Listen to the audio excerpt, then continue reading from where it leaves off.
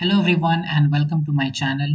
In the previous video we analyzed unit 1 and in this unit we are going to discuss the internal questions.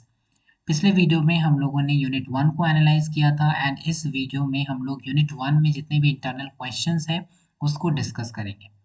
So let's begin our video quickly. So हमारा पहला question है what is an epic.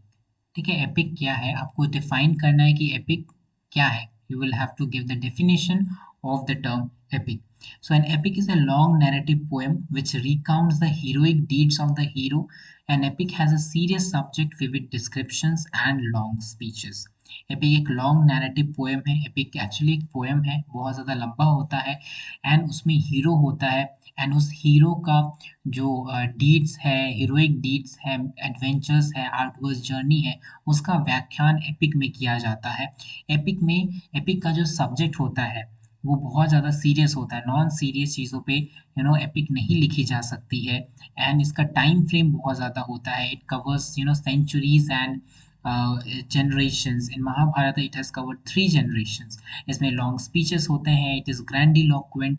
तो ये है epic का definition. आप यहाँ से भी बहुत सारा पॉइंट्स अपना ले सकते हैं इस पैराग्राफ से. इस पैराग्राफ में पूरा एपिक का डेफिनेशन दिया गया है. सो you can read this paragraph and you can write your own definition. उसके बाद वाला क्वेश्चन में ये पूछा है कि what are some of the common features of an epic. Epic का फीचर्स यानी कैरेक्टरिस्टिक्स को बताना है. तो एपिक का कैरेक्टरिस्टिक्स इतना सारा यहाँ पे दिया है कि एपिक में नैरेटर होता है एंड वो नैरेटर इन्वोकेशन शुरू करता है and then he sets the epic in motion. Then epics are episodic in nature. बहुत सारे एपिसोड्स होते हैं. हर एक एपिसोड का अपना एक बिगिनिंग एंडिंग होता है एंड हर एक एपिसोड लूजली कनेक्टेड होता है to each other. And epic का जो स्टाइल होता है वो ग्रैंडिलोक्वेंट होता है यानी जो लैंग्वेज यूज़ की जाती है वो बहुत ज़्यादा फॉर्मल होता है. एपिक में एपिक कन्वेंशंस और एपिक सिमिलीज, मेटाफर्स, ये सब देखने को मिल जाता है. एपिक में हीरो होता है या हीरोज होता है, ठीक है, जिसके पास एक्स्ट्राऑर्डिनरी पावर होता है, डिवाइन पावर होता है. And these heroes are not ordinary human beings, they are the progenies of god और द डिसाइपल्स ऑफ गॉड. ठीक है. एंड उसके बाद एपिक में ह्यूमन डिवाइन कैरेक्टर्स भी देखने को मिलता है यानी जो गॉड्स होते हैं, गॉड्स का इंटरवेंशन तो देखने को मिलता ही है. इसके साथ साथ जो भगवान है वो भी पार्टिसिपेट करते हैं एपिक में. As in the case of Mahabharata, Vyasa he is a god himself and he takes part in the epic. Lord Krishna also takes part in the epic, right. And optimism यानी an epic ends with an optimistic note. एक optimistic note से खत्म होता है, ठीक है, अच्छाई को दर्शाया जाता है एपिक के एंड में. So these were the common features of an epic. You can write it down.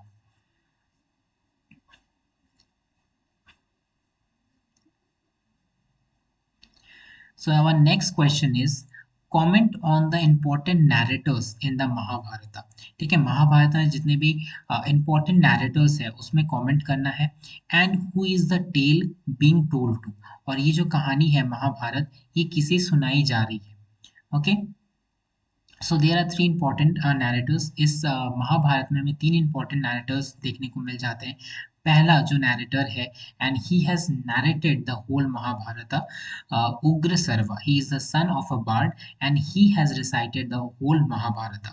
Then second narrator है Vaishampayan. He is the disciple of Vyasa. Vyasa के शिष्य होते हैं. व्यासा ने इस एपिक को कंपोज किया था एंड देन कंपोज करने के बाद व्यासा ने अपने शिष्यों को इस एपिक की कहानी सुनाई थी. देन व्यासा क्या करते हैं, जानामेजय को ये नरेट्स करते हैं. Son of Parikshit. Janamejaya is the son of Parikshit. And तीसरे कैरेक्टर हमें देखने को मिलता है संजय. संजय क्या करता है, बैटल सीन को नरेट करता है to Dhritarashtra. So these are the 3 characters in the 3 narrators in the Mahabharata. And who is the tale being told to? Okay, so Janamejaya is told the tale by Vaishnampanya. ठीक है, Janamejaya को ये tale सुनाई जाती है by Vaishnampanya, ठीक है, in the court. Next है how have folk tales, parables and myths have been used in the Mahabharata. जो महाभारत है उनमें folk tales, parables और myths का कैसे यूज किया गया है वो आपको बताना है. So in the Mahabharata there are two main parts. First part deals with the story of Pandavas and Kauravas. The second part is the vast tale literature. Okay, and in that part only we see a lot of folk traditions of India, lot of folk tales, lot of parables and myths in this part. Okay, and folk tales and parables have been added over time as Mahabharata is a strong part of folk traditions, और over time यानी बहुत सारे time के बाद fables और parables को add किया गया है महाभारत में. And you can also name the names of fables parables and folk tales from here. यहाँ से आप पढ़ के फोक टेल्स पैराबल्स और फेबल्स के नाम भी मेंशन कर सकते हैं. नेक्स्ट क्वेश्चन है construct an image of society during the time of the Mahabharata. Mahabharata के समय में सोसाइटी कैसी थी उसका एक इमेज क्रिएट करना है. तो मैंने यहाँ पे लिख दिया है सोसाइटी के बारे में. तो सोसाइटी में हमें कास्ट सिस्टम देखने को मिलता है. 4 वर्ण होते हैं, ब्राह्मण, क्षत्रिय, शूद्र एंड वैश्य. तो जो ब्राह्मण और क्षत्रिय है ये अपर क्लास के लोग हैं एंड शूद्र एंड वैश्य ये लोअर क्लास के लोग हैं. क्षत्रिय रूलिंग क्लास है और ब्राह्मण का काम होता था सीक्रेट रिचुअल परफॉर्म करना, पूजा पाठ करना. एंड ये दोनों जो क्लास था ब्राह्मण एंड क्षत्रिय ये डोमिनेट करते थे पूरे सोसाइटी को. राइट. लैंडस्केप में हमें सिर्फ फॉरेस्ट, जंगल, विलेजेस, टाउन्स बहुत कम देखने को मिलते हैं. जंगल और विलेजेस बहुत ज़्यादा देखने को मिलते हैं. एंड टाउन्स जो बड़े टाउन्स थे उस टाइम के वो थे हस्तिनापुर, इंद्रप्रस्थ एंड मिथिला. ठीक है. So these towns were considered as the centre of wealth and economy. Wealth और इकोनॉमी का सेंटर माना जाता था. उस टाइम पे लोगों का मेन ऑक्यूपेशन क्या हुआ करता था, कॉमन ऑक्यूपेशन क्या हुआ करता था, तो वो था agriculture, cattle breeding, crafts and trade. And we also see slavery was very common at that time. Slavery बहुत ज़्यादा कॉमन थी उस टाइम पे. राजमहल में राजाओं के पास बहुत सारे दास दासियां होती थी. तो दास प्रथा भी देखने को मिलती है. So this was the blueprint of the society of that time. So you can read this section and then accordingly you can frame your answer. All right, now let's move on to our next question. So our next question is, in what way is the Mahabharata different from the western epic? जो western epic है, for example Iliad, the Odyssey, the Aeneid, ये सब western epic है. ठीक है. तो महाभारत कैसे अलग है वेस्टर्न एपिक से? तो पहले पहला वाला क्वेश्चन को आंसर कर लेते हैं. तो महाभारत में ना बहुत सारे श्लोक्स का यूज किया गया है. एंड महाभारत में जो वर्स है यानी जो पोएम का जो लाइन्स है वो बहुत ज़्यादा सिंपल है. और महाभारत में हमें लिरिकल क्वालिटी भी देखने को मिलती है क्योंकि महाभारत में बहुत सारे फोक टेल्स है, फेबल्स है, पैराबल्स है. इन सब की वजह से हमें लिरिकल क्वालिटी देखने को मिलती है. एंड यही सब कुछ फीचर्स है इंडियन एपिक का जो वेस्टर्न एपिक से महाभारत को अलग करती है. Right, so these are the unique characteristics which differs Mahabharata from the western epic. उसके बाद पूछा गया है कि what makes it realistic and human. मतलब महाभारत इतना ज़्यादा रियल क्यों है, इतना ज़्यादा ह्यूमन सेंट्रिक क्यों है? तो इसका मेन रीज़न ये है कि महाभारत में ना बहुत सारे कैरेक्टर्स हैं अनलाइक रामायण. रामायण में हमें एक ही कैरेक्टर देखने को मिलता है which is Lord Ram himself. And पूरा जो स्टोरी है उन्हीं के इर्द गिर्द घूमती है. राम ने क्या क्या हीरोइक डीड्स किया था, क्या क्या काम किया था, क्या क्या चेंजेस लाए थे. Everything is dependent on the character Ram himself. लेकिन जो महाभारत है इसमें हमें बहुत सारे हीरोज, बहुत सारे कैरेक्टर्स देखने को मिलता है. तो महाभारत में कोई एक हीरो नहीं है एंड बहुत सारे हीरोज हैं. उनके इनर कॉन्फ्लिक्ट्स, उनके मॉरल डिस्कोर्स को भी हमें पढ़ने का मौका मिलता है. Okay, so that is why the Mahabharat is much more realistic than Ramayan और than any other epic for that matter. I hope answer clear हो गया आपका.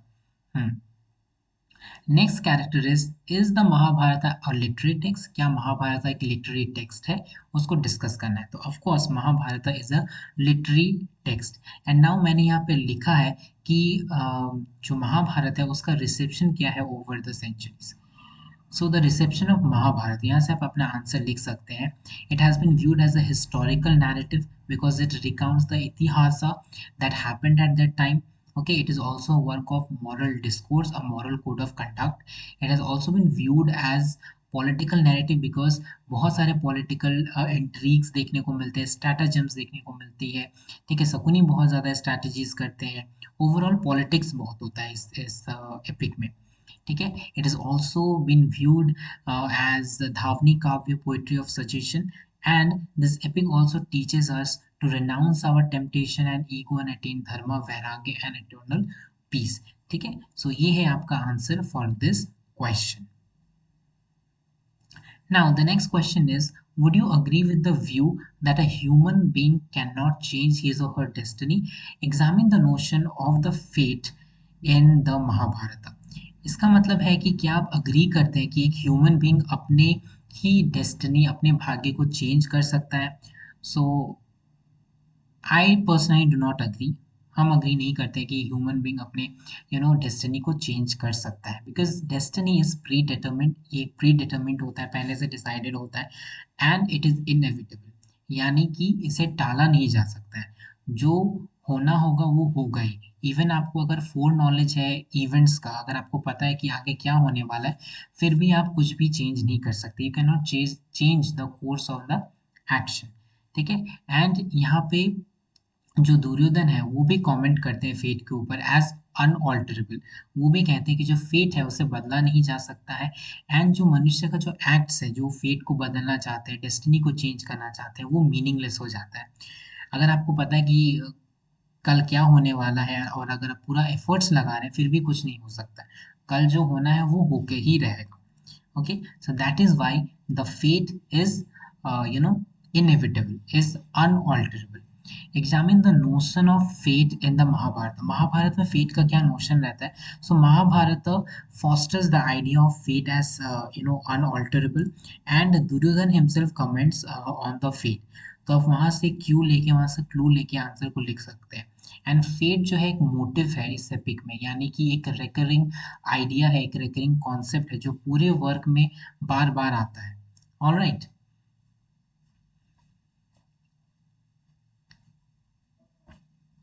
yeah, so our next question is, write a note on the role dharma plays in the determining the lives of characters in the Mahabharata. यानी महाभारत में जो characters है और उस epic में धर्म का क्या रोल है, ठीक है, कैरेक्टर्स के लाइव्स को डिटरमिन करने के लिए। तो धर्म का एक बहुत ही क्रूशियल रोल है इस एपिक में in determining the lives of the characters. So dharma plays an immense role in the lives of the characters. It was the Yudhishthir Dharma, ठीक है, to accept the invitation for the game of dice। इस epic में हमें देखने को मिलता है कि जो कैरेक्टर्स है वो अपने धर्म को बचा के रखते हैं, वो अपने धर्म से बंधे होते हैं, क्योंकि जो युधिष्ठिर का धर्म था, उसका धर्म ये था कि वो एक पुत्र है, एंड धृतराष्ट्र उसके पिता समान है, तो वो उनके ऑर्डर को मतलब डिनाई नहीं कर सकते, इसीलिए वो गेम ऑफ डाइस के लिए राजी हो जाते हैं, ऑल्दो उनको पता था कि जो गेम ऑफ डाइस का जो रिजल्ट होगा वो डिजास्टर्स होगा। यहाँ इतना ही नहीं, जब सेकंड गेम होता है डाइसिंग का, फिर भी युधिष्ठिर आ जाते हैं, क्योंकि उनका धर्म ये नहीं कहता है कि एक जो पुत्र है वो अपने ही फादर के ऑर्डर्स को डिनाई करे। सो इट वाज अ युधिष्ठिर's धर्म which ultimately determines the lives of the Pandavas. And then दूसरा हमें देखने को मिलता है कि इट वॉज कर्णा's धर्म टू बी विथ दुर्योधन, और ये कर्ण का धर्म धर्म था जो वो दुर्योधन के पक्ष में रहता है एंड पांडवों से लड़ता है, बिकॉज जो कर्ण है वो भी तो पांडवा का ही भाई, जो कर्ण है वो कुंती के ही पुत्र है, शादी से पहले कर्ण हुआ था, तो कुंती ने उसे अबेंडन कर दिया था। तो टेक्निकली देखा जाए तो Karna also is the brothers of Pandavas, Pandava के ही वो भाई हैं, लेकिन वो उनके अगेंस्ट में जाके लड़ते हैं एंड दुर्योधन का पक्ष नहीं छोड़ते हैं, ये पता होने के बाद भी कि दुर्योधन अधर्म कर रहा है, ठीक है, एंड जिसकी वजह से उसका जो डेस्टिनी है वो डिटरमिन होता है।